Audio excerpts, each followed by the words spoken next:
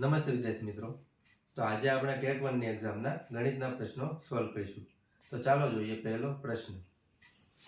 તો પહેલો પ્રશ્ન છે, દિલીપને 1 સેન્ટીમીટર માપના 4000 પાસા એક વેપારીને મોકલવા માટે 4000 નંગ સમાય તેવું લંબઘન ખોખું છે.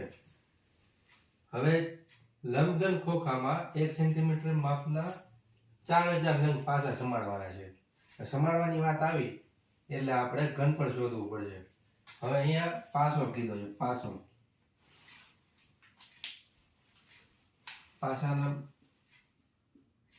પાસાનું માપ કેટલું આપ્યું છે? તો કે 1 સેન્ટીમીટર. પાસો એટલે શું થયું? સમઘન. એટલે સમઘનનું ઘનફળ પહેલા આપણે શોધવાનું. સમઘનનું ઘનફળ બરાબર લંબાઈનો ઘન. એટલે કે લંબાઈ કેટલી છે સમઘન પાસાની? 1 સેન્ટીમીટર. એટલે 1 ગુણ્યા 1 ગુણ્યા 1 બરાબર 1 ઘન સેમી.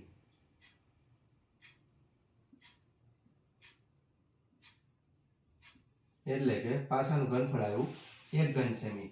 હવે આ 1 ઘન સેમી પાસાને આપણે 4000 નંગ છે એવા પાસા. એક પાસાનું ઘનફળ કેટલું છે?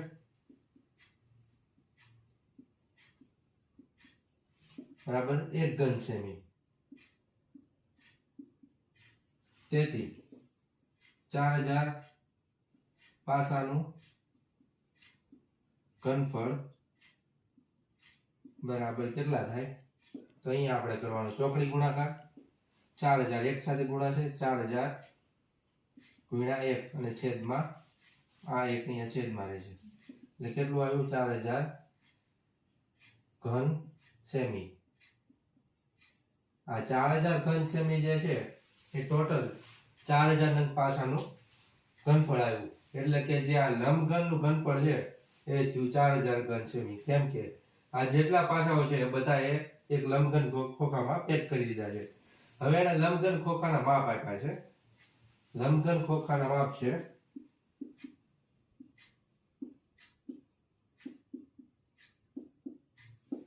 લંબઘન ખોખાના માપ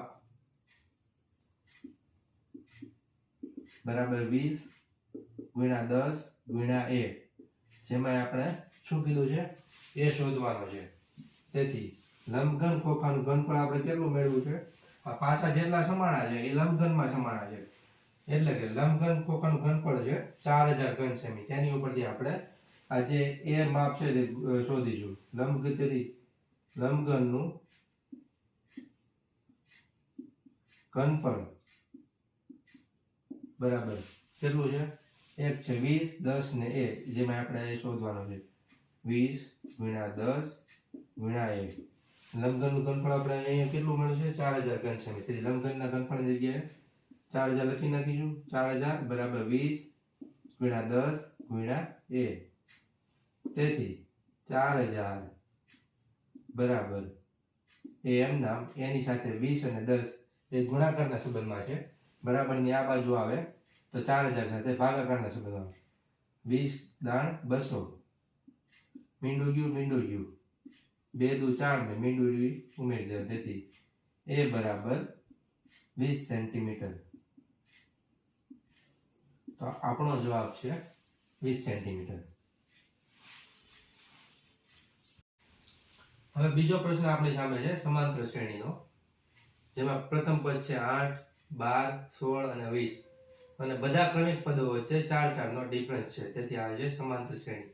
હવે એમાં એવું કીધું છે આપણને કે 98મું પદ શોધો. તો મિત્રો આવી સમાંતર શ્રેણી આવે ત્યારે તેની માટેનું સૂત્ર છે Tn બરાબર a plus n minus 1 into d, જ્યાં n બરાબર જેટલામું પદ શોધવાનું કીધું હોય એ.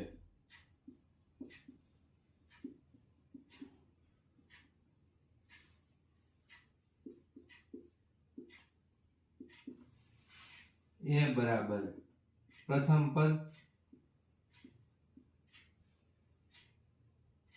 અને ડી એટલે બે ક્રમિક પદો વચ્ચેનો તફાવત. જેમ કે 12 માંથી 8 જાય તો 4, 16 માંથી 12 જાય તો 4, 20 માંથી 16 જાય તો 7 એટલે અહીંયા ડી કેટલું છે 4 તફાવત. તેથી આ સૂત્રમાં બધાની કિંમતો મૂકતા Tn બરાબર a plus n minus 1 into D. તેથી T98 બરાબર a એટલે કેટલું છે પ્રથમ પદ 8 એની જગ્યાએ 8 મૂકતા 8 પ્લસ n એટલે કેટલું છે 98. 98 પદ શોધવાનું એટલે n એટલે 8 98 માઇનસ 1 અને d એટલે ડિફરન્સ બે પદો વચ્ચેનો 12 ને 8 વચ્ચે ડિફરન્સ 4 16 ને 12 વચ્ચે ડિફરન્સ 4 20 અને 16 વચ્ચેનો ડિફરન્સ 4 એટલે d ની જગ્યાએ આપણે 4 મૂકીશું. બરાબર 8 પ્લસ 98 માઇનસ 1 એટલે 97 એને ગુણ્યા 4 બરાબર 8 પ્લસ 97 ગુણ્યા 4 97 ગુણ્યા 4 એટલે 100 ચોકુ 400 અને 4 તેરી 12 એટલે 388 388 અને 8 થશે 396. તો આપણને T98 એટલે કે આ સમાંતર શ્રેણીનું 98મું પદ મળ્યું 396.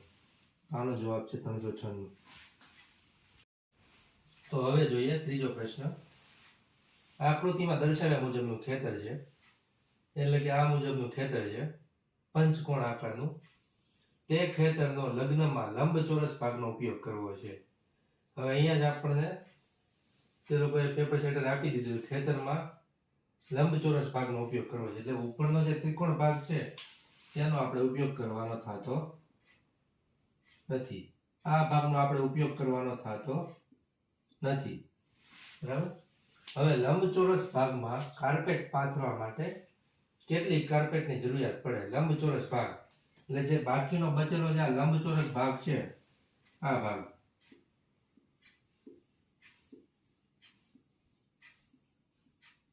એમાં કેટલી કાર્પેટની જરૂરિયાત પડે? એટલે કે આટલો જે ભાગ છે લંબચોરસ ને એટલો તેનું આપણે ક્ષેત્રફળ શોધવાનું છે.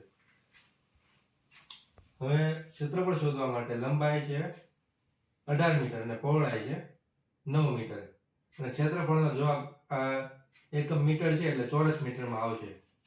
આપણે 4 ઓપ્શન આપ્યા છે, એમાં 2 ઓપ્શન ચોરસ મીટર વાળા છે અને 2 ઓપ્શન મીટર વાળા છે, એટલે આ 2 ઓપ્શન તો પહેલેથી જ કેન્સલ થઈ જશે.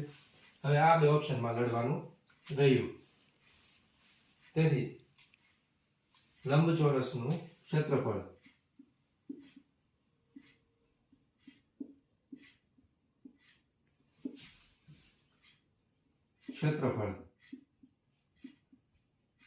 બરાબર લંબાઈ ગુણ્યા પહોળાઈ. બરાબર. લંબાઈ છે 18 મીટર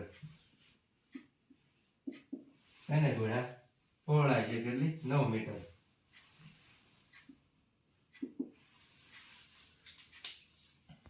લંબાઈ છે 18 મીટર અને પહોળાઈ છે 9 મીટર.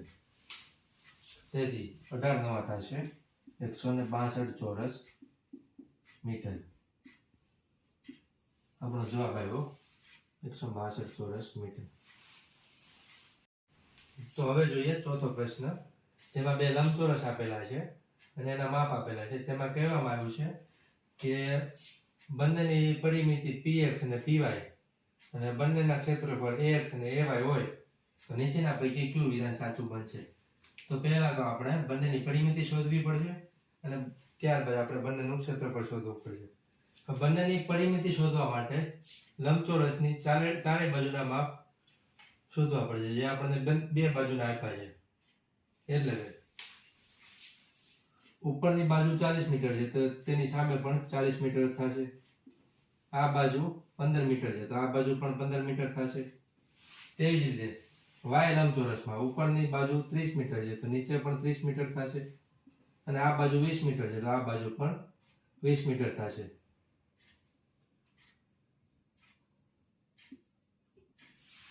હવે x ની પરિમિતિ બરાબર 15 પ્લસ 40 પ્લસ 40 પ્લસ 15 પ્લસ 40 એટલે 15 દુ 30 ને 40 દુ 80. એટલે 80 ને 30 થાય 110. 110 શું આવ્યું સેન્ટીમીટર મીટર 110 મીટર. આ શું આવ્યું px એટલે કે લંબચોરસ x ની પરિમિતિ. તેવી જ રીતે py મેળવીએ. py ની પરિમિતિ સોરી y ની પરિમિતિ. y ની પરિમિતિ કેટલી થશે 30 + 20 + 30 + 20 આ બધાનો સરવાળો થશે 100 મીટર. આ શું મળ્યું py. py એટલે લંબચોરસ y ની પરિમિતિ.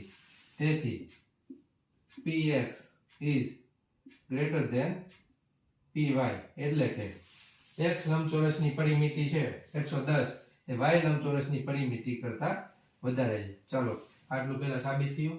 હવે ક્ષેત્રફળ મેળવવાનું છે. તેથી પહેલા તો x નું ક્ષેત્રફળ x નું ક્ષેત્રફળ બરાબર લંબાઈ ગુણ્યા પહોળાઈ.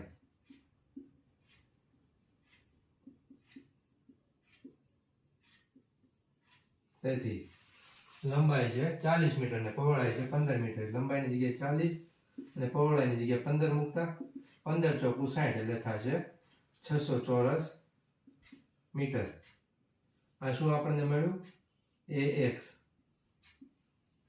બરાબર. તેવી જ રીતે y નું ક્ષેત્રફળ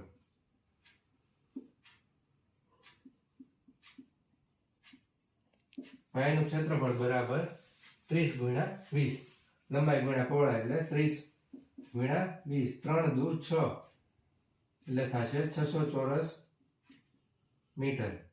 તેથી x લંબચોરસ અને y લંબચોરસ બંનેનું ક્ષેત્રફળ આપણને સમાન મળ્યું. તેથી ax is equal to ay.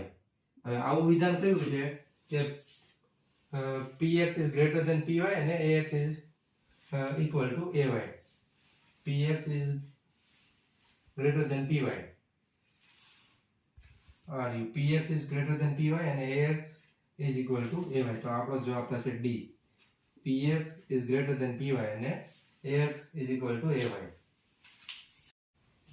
તો હવે જોઈએ આપણે પાંચમો પ્રશ્ન. પાંચમા પ્રશ્નમાં છે y is equal to x plus 2 એના છેદમાં x plus 1. એમાં કહેવામાં આવ્યું છે y is not equal 1 એટલે કે y એક નથી. તો x ની કિંમત આપણે મેળવવાની છે. તો ચાલો આપણે મેળવીએ x ની કિંમત. આપણને કીધું છે y is equal to x plus 2 એના છેદમાં x plus 1. તેથી આપણે x મેળવવાનો છે. તેથી x ને કરતા બનાવવું પડશે. y એમ નામ x plus 1 અહીંયા છેદમાં છે બરાબરની પહેલી સાઈડ જાય તો y સાથે ગુણાશે x plus 1 બરાબર x plus 2 એમ નામ.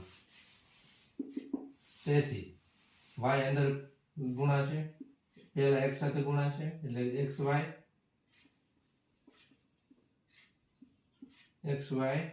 plus y એની બરાબર x plus 2.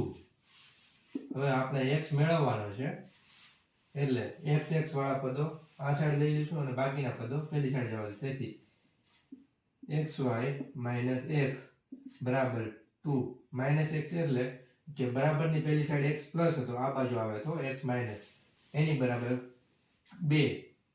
આ y પ્લસ છે આ બાજુ પેલી બાજુ જાય તો y માઈનસ એટલે 2 minus 5.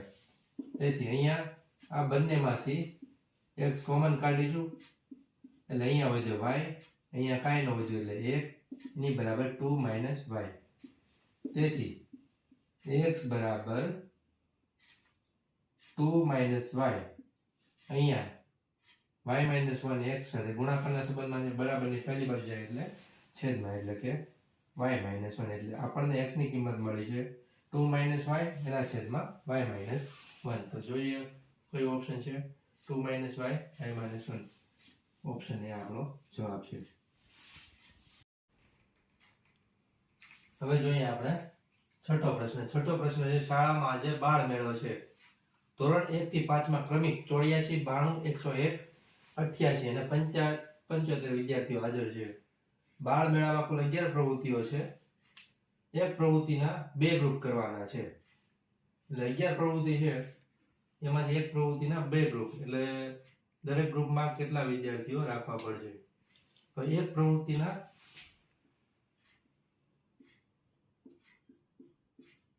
કેટલા ગ્રુપ? 2 ગ્રુપ. તો 11 પ્રવૃત્તિના કેટલા? આવી રીતે ચોકડી ગુણાકાર એટલે 11 ગુણ્યા 2/1 એટલે 22 ગ્રુપ થશે. બરાબર. હવે એને એવું કીધું છે કે દરેક ગ્રુપમાં કેટલા વિદ્યાર્થીઓ રાખવા પડશે, એટલે જેટલા વિદ્યાર્થીઓ છે એ બધાનો ટોટલ કરવાનો, એને ભાગ્યા 22 ગ્રુપ કરવાના, એટલે આપણને એક ગ્રુપના વિદ્યાર્થીની સંખ્યા મળી જશે. હવે આ વિદ્યાર્થીની સંખ્યા આપણને આપી છે 84 પ્લસ 92 પ્લસ 101 પ્લસ 88 પ્લસ 75. આ બધાનો ટોટલ આપણે કરવાનો. ટોટલ કરીશું 16, 16 ને 8 24, 23, 23 ને 12 35, 35 ને 25 થશે, 35 ને 25 થશે 60, એટલે 500 માંથી 60 બાદ કરીએ એટલે થશે 440. આ બધાનો ટોટલ થયો 440. અને ગ્રુપ કેટલા છે? 22. 440 ને 22 વડે ભાગીએ તો એક ગ્રુપમાં વિદ્યાર્થીઓની સંખ્યા મળી જાય. એટલે 22 દુ 40 અને મીંડું જે બાકી વધ્યું એ લખી નાખવાનું. એટલે એક ગ્રુપમાં કેટલા વિદ્યાર્થી સમાશે? 20 વિદ્યાર્થી. આપણો જવાબ છે સી 20. હવે જોઈએ સાતમો પ્રશ્ન. સાતમો પ્રશ્ન છે એક આઈટી કંપનીમાં 125 ઇજનેરો સોફ્ટવેર ડિઝાઇનિંગમાં કાર્ય કરે છે. દરેકની કામગીરીની ગુણવત્તા ચકાસી કંપની દરેકને પગાર ઉપરાંત 2% બોનસ ચૂકવતા દરેક વ્યક્તિને 3000 રૂપિયા વધારે આપે છે. તો તે મહિનામાં કંપની કુલ કેટલા પૈસા વધારે આપશે? આ સવાલ એમ કહેવા માંગે છે. હવે 125 ઇજનેરો છે, 125 ઇજનેરો છે, દરેકને રૂપિયા કેટલા વધારે આપે છે? 3000 વધારે આપે છે. દરેકને 3000 વધારે આપે છે.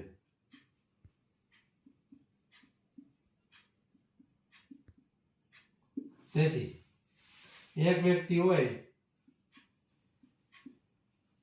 એક વ્યક્તિને કેટલા વધારે આપે છે? 3000 વધારે આપે છે. તો 125 વ્યક્તિ હોય તો ટોટલ કેટલા રૂપિયા થાય? હવે આનો લઈએ ચોકડી ગુણાકાર. તેથી 125 ગુણ્યા 3000 ને છેદમાં 1.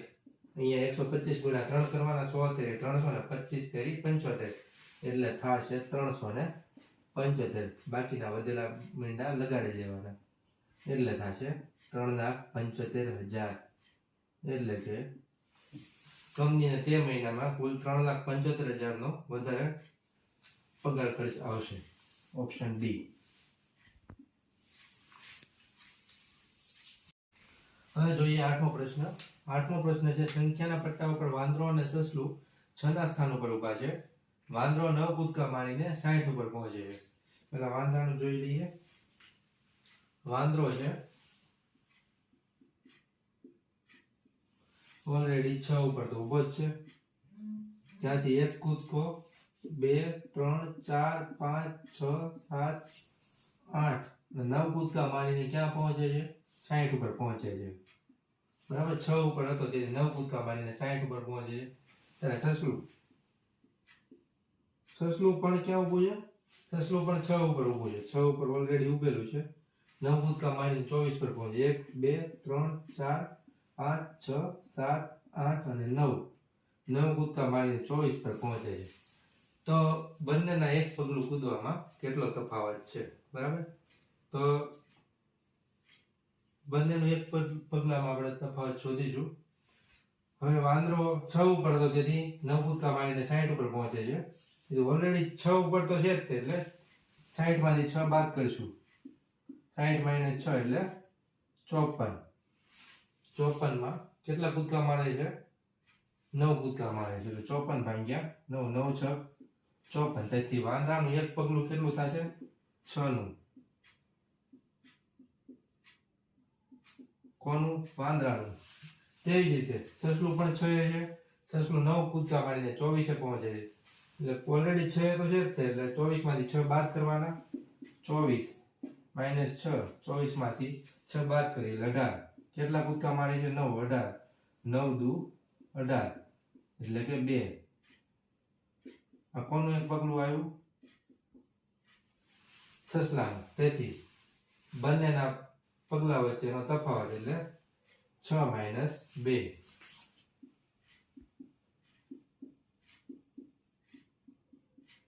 વચ્ચેનો તફાવત બરાબર 6 માઇનસ 2 એની બરાબર 4. આપણો જવાબ છે B 4.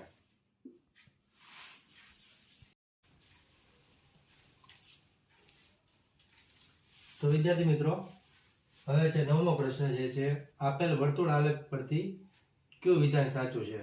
હવે આપણે વર્તુળ આલેખ જોઈએ. વર્તુળ આલેખમાં છે અમુક લોકોને ગૃહકાર્ય ગમે છે, અમુક લોકોને બાગકામ ગમે છે, અમુકને ભણવું ગમે છે અને અમુકને રમવું ગમે છે. ચાલો માની લઈએ કે વર્તુળ એ 1 છે. કેટલું? 1. બરાબર. તો વર્તુળનો આજે ચોથો ભાગ છે, અને કેટલામો? ચોથો ભાગ છે. આખા વર્તુળનો ચોથો ભાગ, એટલે 1/4. 1/4 બાળકોને ગૃહ કાર્ય ગમે છે.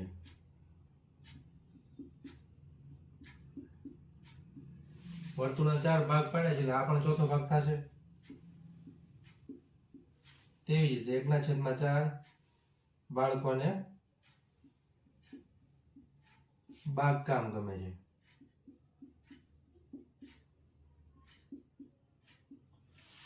તેવી જ રીતે 1/4 બાળકોને ભણવું ગમે છે.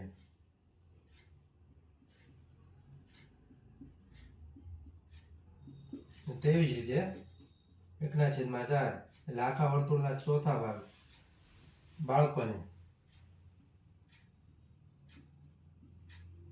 શું ગમે છે? રમવું ગમે છે.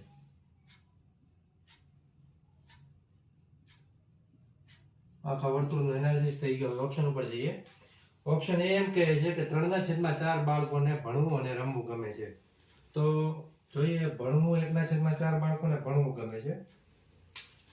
ઓપ્શન એ પ્રમાણે વિચારીએ તો 1/4 બાળકોને શું ગમે છે? ભણવું. પ્લસ બીજું શું કીધું? રમવું. તો રમવું કેટલા બાળકોને ગમે છે? તો 1/4 બાળકોને રમવું ગમે છે.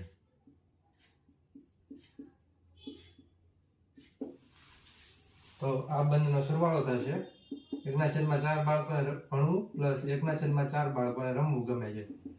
તેથી છેદ સમાન, એટલે છેદને એકવાર લખવાનો, ઉપર અંશનો સરવાળો 1 પ્લસ 1 બરાબર 2/4. એટલે શું આવ્યું? 1/2 બાળકોને ભણવું અને રમવું ગમે છે.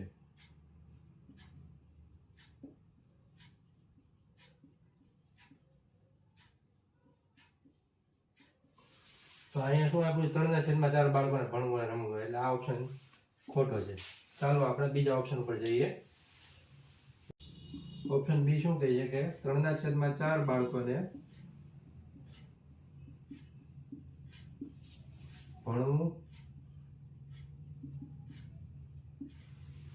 રમવું અને ગૃહ કાર્ય ગમે છે.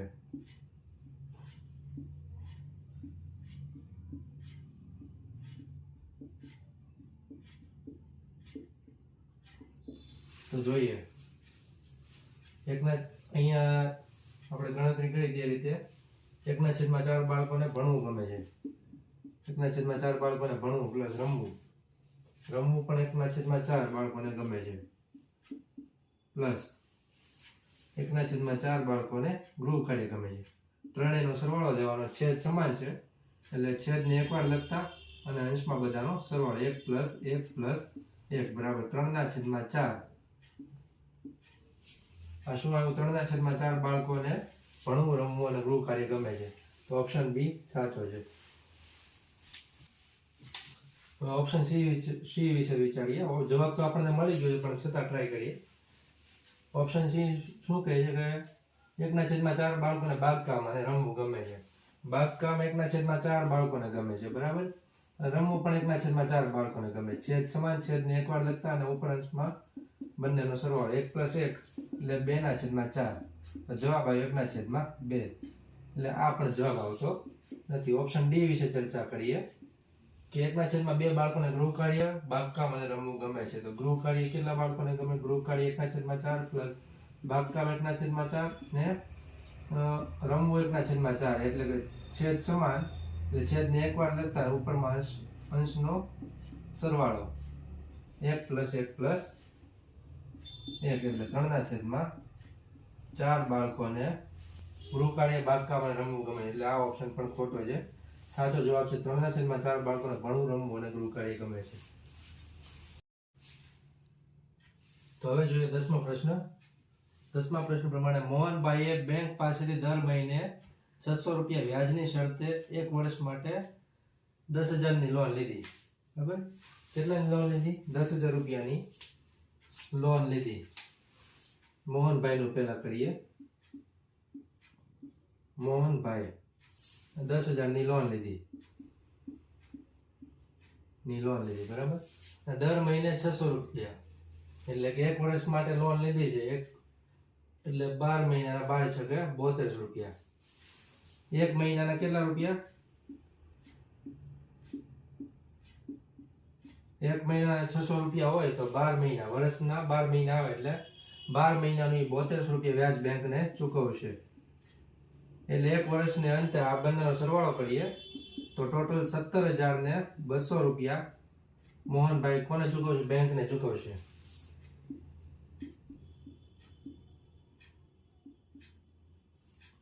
17,200 રૂપિયા મોહનભાઈ બેંકને ચૂકવશે 1 વર્ષને અંતે. હવે જોઈએ મગનભાઈનું. મગનભાઈ શું કહે? મગનભાઈએ નાણાં ધીરનાર પાસેથી રૂપિયા 10,000 રૂપિયા કોણે લીધા? મગનભાઈ 10,000 રૂપિયા લીધા. 1 વર્ષ પછી 10,000 ની ઉપર 18,000 રૂપિયા આપણે દેવાના. એટલે કેટલા એક્સ્ટ્રા? 18,000. 10,000 ની સામે 18,000 આપે એટલે 8,000 રૂપિયા વધારે આપે છે. બરાબર? આ થયો મગનભાઈનો આંકડો. હવે અહીંયા આપણે જોઈએ તો મગનભાઈ છે એ મોહનભાઈ કરતા વધારે પૈસા ચૂકવે છે. તો કેટલા વધારે ચૂકવે છે તો જોઈએ 18,000 - 17,200 એટલે કેટલા? 800 રૂપિયા મગનભાઈ મોહનભાઈ કરતા વધારે ચૂકવે છે.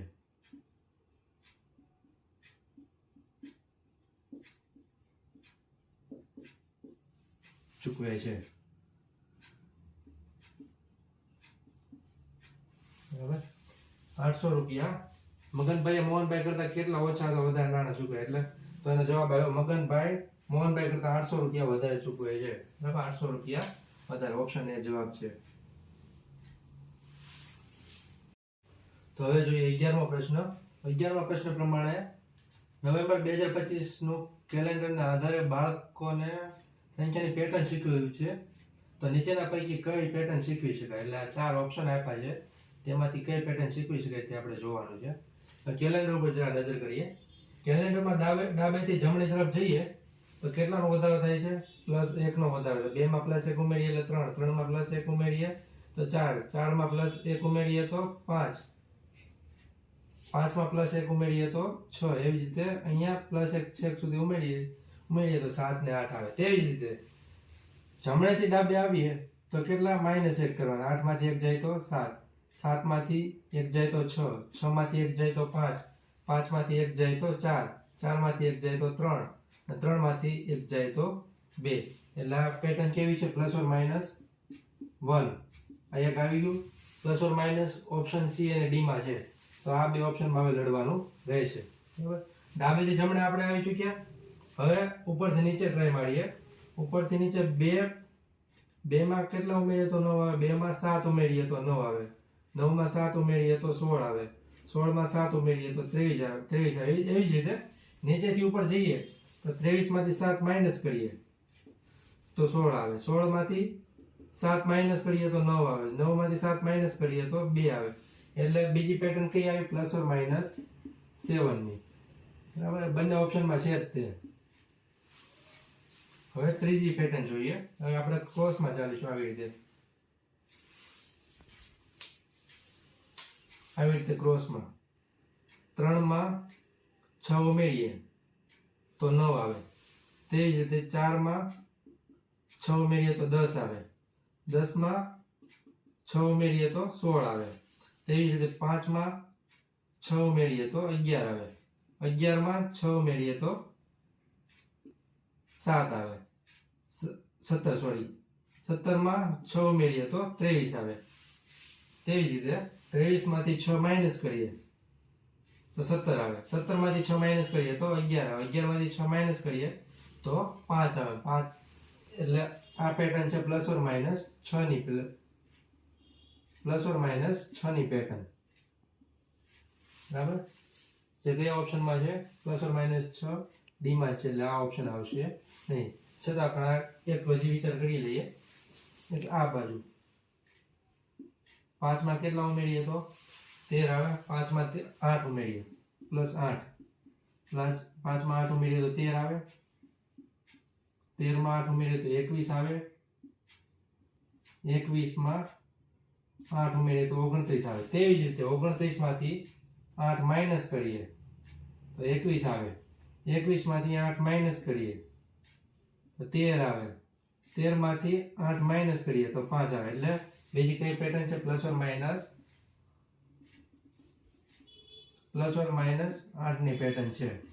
તો આપણો જવાબ આવશે ઓપ્શન ડી.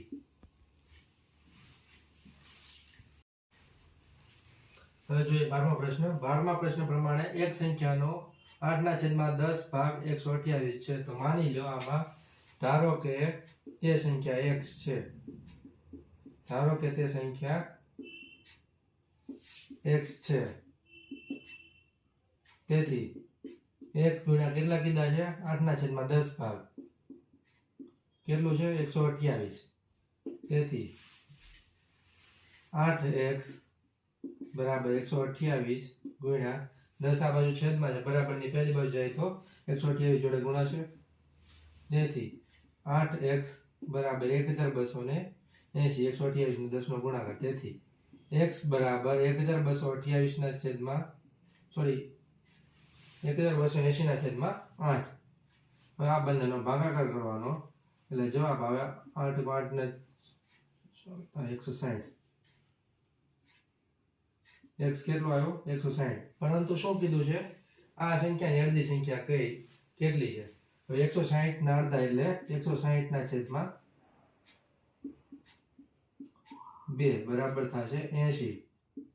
તો આપણો જવાબ છે બી. તો વિદ્યાર્થી મિત્રો, હવે 13મો પ્રશ્ન છે. 13મો પ્રશ્ન કહે છે કે એક દુપટ્ટો 2 મીટર અને 15 સેન્ટીમીટર લાંબો તથા 75 સેન્ટીમીટર પહોળો છે. તો ચાલો આપણે પેલા દુપટ્ટો જોઈએ. દુપટ્ટો કેવો હોય? તો દુપટ્ટો હંમેશા લંબચોરસ હોય.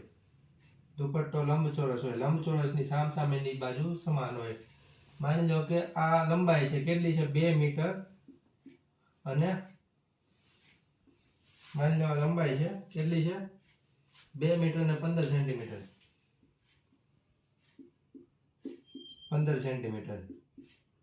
બરાબર. તો આ લંબાઈ પણ 2 મીટર ને 15 સેન્ટીમીટર થશે. પહોળાઈ કેટલી કીધી છે? 75 સેન્ટીમીટર. માની લો કે આ પહોળાઈ છે 75 ને આ પણ 75 થશે. તો શું કીધું છે આગળ? તેની બોર્ડર ડિઝાઇન કરવા માટે.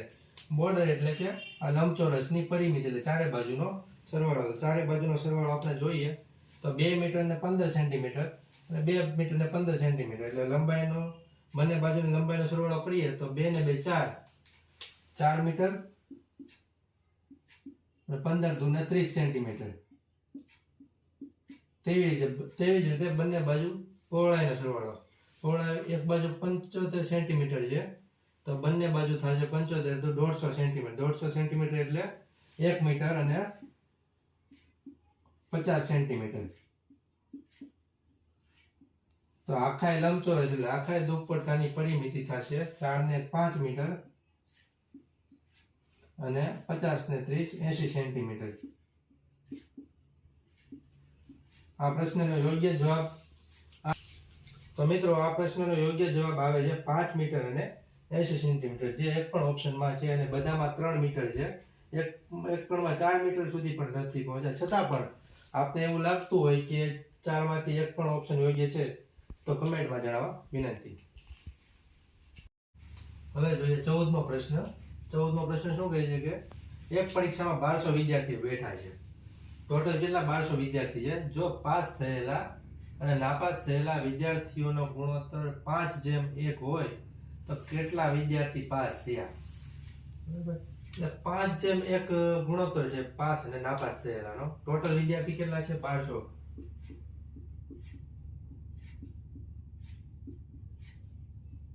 છે 1200 છે, બરાબર. એમાં પાસ થયેલા અને નાપાસ થયેલાનો ગુણોત્તર છે 5:1. ટોટલ 6 ગ્રુપ છે. આવી રીતે 6 માંથી 5 ગ્રુપ એવા છે કે જે પાસ થયા છે અને એક ગ્રુપ એવા છે કે જે ફેલ થયું છે. બરાબર, ટોટલ છે 6 ગ્રુપ છે. તેથી 6 ગ્રુપ હોય, 6 ગ્રુપમાં 1200 વિદ્યાર્થીઓ હોય તો એક ગ્રુપમાં કેટલા? આ બંનેનો ચોકડી ગુણાકાર કરવાનો. તેથી 1 ગુણ્યા 1200, 1200 ના છેદમાં 6, 6 દુ 12, જવાબ આવ્યો 200. બરાબર, તેથી એક ગ્રુપ એવું હશે કે જે 200. તેથી 5 ગુણ્યા 200 એટલે 12 2 5 10, એટલે 1000 વિદ્યાર્થી એવા હશે કે જે પાસ થયા હશે. અને 200 ગુણ્યા 1, 5:1 છે એટલે 200 ગુણ્યા 1 અથવા 1 ગુણ્યા 200, 200 વિદ્યાર્થી ફેલ થયા છે.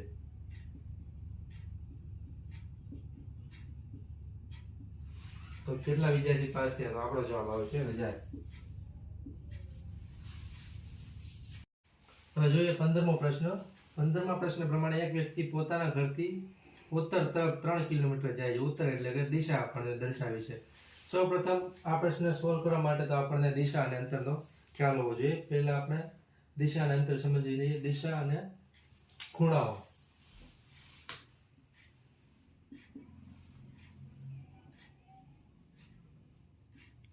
ઉપર હોય ઉત્તર દિશા, ઉત્તરની સામે દક્ષિણ દિશા, આ બાજુ આવે પૂર્વ દિશા જમણા હાથ બાજુ, આ બાજુ આવે પશ્ચિમ દિશા. છતાંય ક્યારેક પરીક્ષામાં ખૂણાનું પૂછવું હોય તો સૌને ખબર હોય અગ્નિ, ઈશાન, વાયવ્ય અને નૈઋત્ય ખૂણા છે, પણ તે કઈ બાજુ હોય તે ખ્યાલ નથી હોતો ઘણી વાર. તો અહીંયાથી આવે અગ્નિ, આવે અગ્નિ ખૂણો દક્ષિણ અને પૂર્વ હોય છે. અગ્નિ ઈશાન, અહીંયા આવે વાયવ્ય, અહીંયા આવે નૈઋત્ય. હવે જોઈએ આપણે આપણો પ્રશ્ન. હવે એક વ્યક્તિ પોતાના ઘરથી ઉત્તર તરફ 3 કિલોમીટર જાય છે. માનો કે તેનું ઘર અહીંયા છે, બરાબર. ત્યાંથી કેટલું જાય છે? ઉપર, ઉત્તર તરફ. ઉત્તર એટલે ઉપર. ઉત્તર તરફ જાય છે 3 કિલોમીટર જાય છે. ત્યારબાદ ડાબી એટલે આ ડાબો હાથ, ડાબી બાજુ વળીને 2 કિલોમીટર ચાલે છે, બરાબર. ત્યારથી પાછો જમણી એટલે આ બાજુ મુખ હશે એટલે તેની જમણી પહેલી સાઈડ થશે. જમણી કેટલું ચાલે છે? 1 કિલોમીટર. ત્યારથી અંતમાં પાછો આ બાજુ જાય છે, ત્યાંથી જમણી એટલે આ જમણા હાથ બાજુ 5 કિલોમીટર. આ તો ઓલરેડી 2 થઈ ગયું. આની સામું આ છે એટલે આ બંને બાજુ સામે 2 થશે. 2 ચાલ્યો અને પાછું 5 કીધું ને 2 ને 3 5, અહીંયા 3 આવશે, બરાબર. અને આ થશે, આ 1 છે એટલે આ પણ 1 થશે. હવે શું કીધું છે કે તો તે પોતાના ઘરથી, પોતાનું ઘર એટલે અહીંયાથી કેટલો દૂર છે. તો હવે આપણે આ લંબાઈ મેળવવાની છે. આ લંબાઈ આપણે મેળવવાની છે. આ લંબાઈ છે 3 ને 1 4 ટોટલ. આ લંબાઈ છે 3. હવે પાયથાગોરસની જોડી જો વિદ્યાર્થી મિત્રો આવડતી હોય તો આ 4 છે, આ 3 છે, તો આ હંમેશા 5 જ આવે. પાયથાગોરસની જોડી આવડતી હોય તો. છતાં પણ ન આવડતી હોય તો આપણે જોઈએ પાયથાગોરસના પ્રમેય પ્રમાણે. પાયથાગોરસના પ્રમેય પ્રમાણે આપણે ત્રણેય બિંદુને ABC નામ આપી દઈએ. A B C. એમાં કાટખૂણો છે, તેમાં AC કર્ણ છે, તેથી AC નો વર્ગ પાયથાગોરસના પ્રમેય પ્રમાણે કર્ણનો વર્ગ બાકીની બંને બાજુના વર્ગોનો સરવાળો. AC નો વર્ગ બાકીની બીજી કઈ બાજુ AB. AB નો વર્ગ પ્લસ BC નો વર્ગ. તેથી AC વર્ગ બરાબર AB નો વર્ગ. AB કેટલું છે? 3 ને 1 4, 4 નો વર્ગ પ્લસ BC નો વર્ગ. BC કેટલું છે? 3, 3 નો વર્ગ. તેથી AC વર્ગ બરાબર 4 નો વર્ગ 16 પ્લસ 3 નો વર્ગ 9. તેથી AC વર્ગ બરાબર 16 ને 9 25. પણ આ શું આવ્યું? AC વર્ગ આવ્યું. આપણે શું મેળવવાનું છે? ઘરથી તે જ્યાં સુધી તે પહોંચ્યો તેનું અંતર, એટલે કે AC. તેથી વર્ગ બરાબરની પહેલી બાજુ જાય તો વર્ગનું વર્ગમૂળ થઈ જાય, 25 નું વર્ગમૂળ. તેથી AC બરાબર 5. 25 નું વર્ગમૂળ કેટલું થશે? 5. તેથી તે વ્યક્તિ પોતાના ઘરથી 5 કિલોમીટર દૂર હશે. આપણો જવાબ આવશે ઓપ્શન ડી. તો વિદ્યાર્થી મિત્રો, આપને મારો આ વિડીયો સારો અને ઉપયોગી લાગ્યો હોય તો વિડીયોને લાઈક, શેર અને કમેન્ટ કરો અને ચેનલને સબસ્ક્રાઇબ કરો. Thank you.